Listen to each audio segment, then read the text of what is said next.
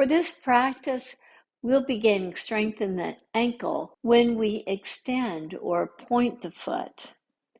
It's something we don't do very often in yoga. Let's begin by coming to a standing position.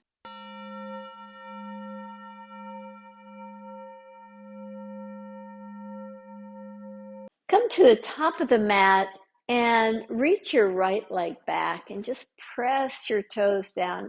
It's a way to get a nice lengthening to the front side of the leg while still working the toenails very firmly.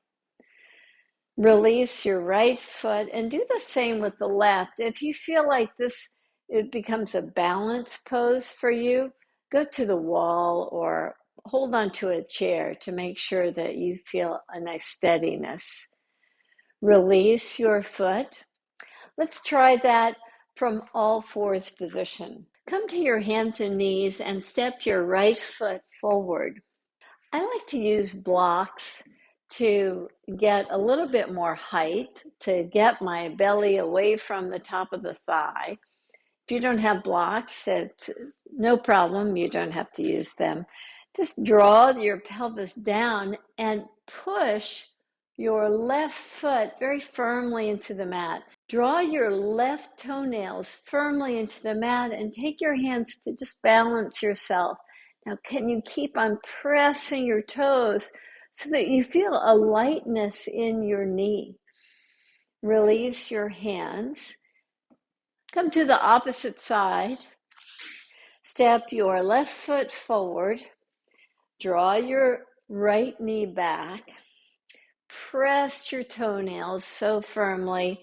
Balance yourself here. So you're getting a lot of length on the front side of the leg while pushing your toes so firmly that maybe you can even lift your knee up.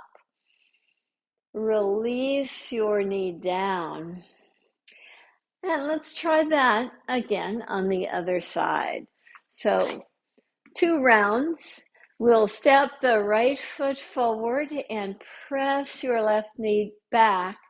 Now, if you're finding it difficult to get that lightness of the knees and you have blocks, see about pressing into the blocks to lift your back knee up and release it down.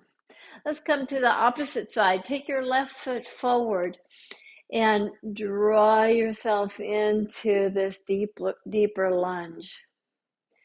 Press the back toenails down to lift your back knee up. Again, hands can be down or not. Release your knee down and come to all fours position again. One of the most common poses done in yoga classes is pigeon pose or pigeon prep pose.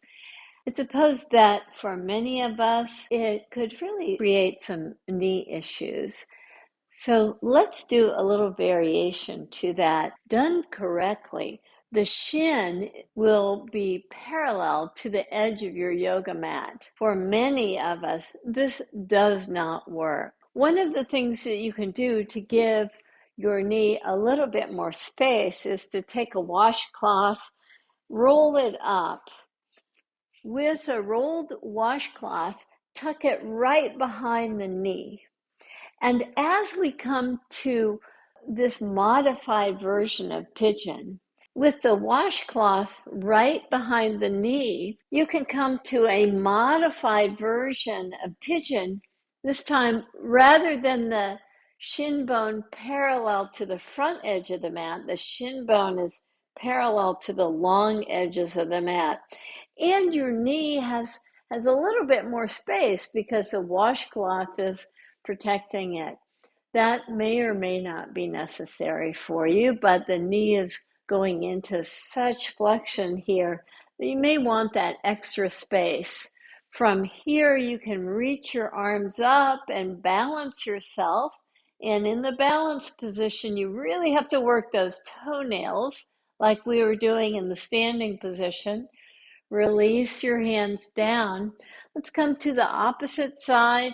And again, it's up to you. If that gave you a little bit of space, you tuck the washcloth right behind the knee. You could also do that with your rolled strap too, to give you a little bit more space. As you press the toenails of the front foot, the left foot, firmly down, and you press the toenails of the back foot, you inhale, rise up, keeping the legs strong. You get this nice length from the pelvis to the crown of the head and out through the fingertips. Release your hands. Let's come to a seated pose called janu sirshasana now. I'm a fan of tucking the washcloth behind the knee for this pose. If that didn't work for you, no worries. Bend your right knee. And just as we've been doing, we're pointing the foot as we extend the left leg out to take the form of janu sirshasana. Now, maybe you've seen others, or possibly it's you that is rounding so much as you go for the extended leg, right?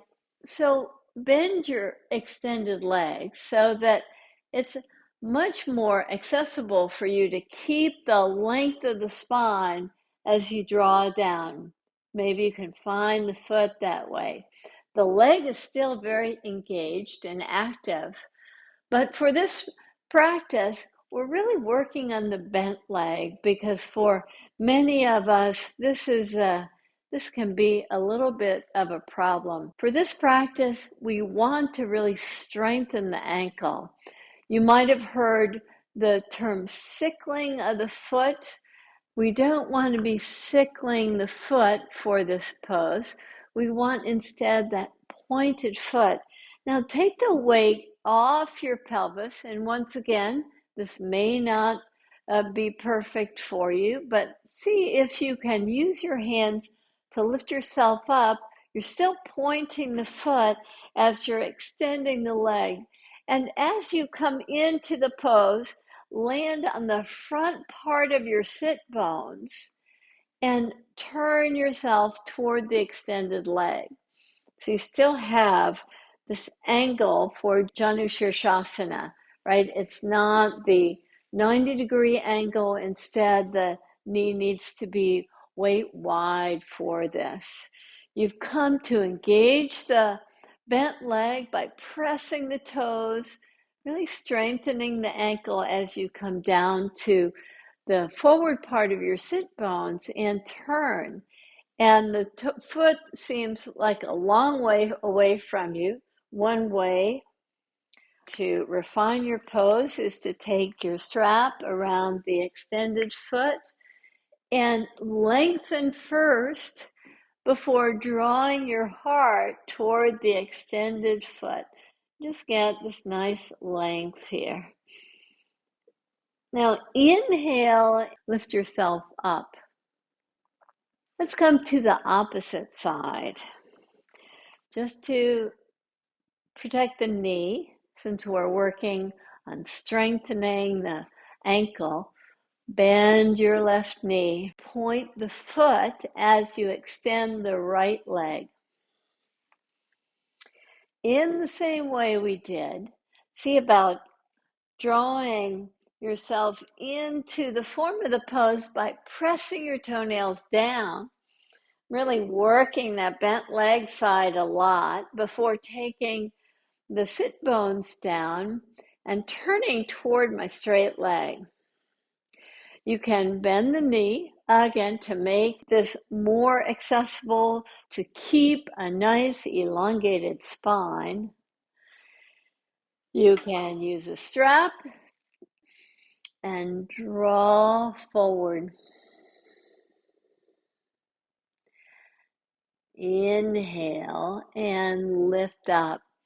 These are some modifications to ensure that you protect your knees and strengthen your ankles for very common poses that we do: lunges, pigeon pose, and janu sirshasana.